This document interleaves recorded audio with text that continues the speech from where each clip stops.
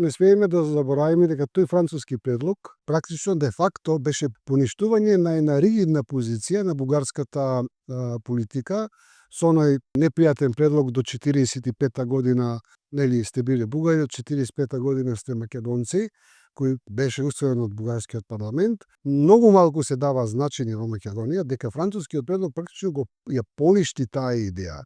Го поништи тој предлог затоа што пак за францускиот предлог се гласаше исто така во бугарскиот парламент. И наместо да се толкува тоа како една победа, ние го тоа толкуваме како пораз. Не знам од кои причини, најверојатно дневно-политички причини на почетокот, а меѓутоа после стана дел од нашата блокада.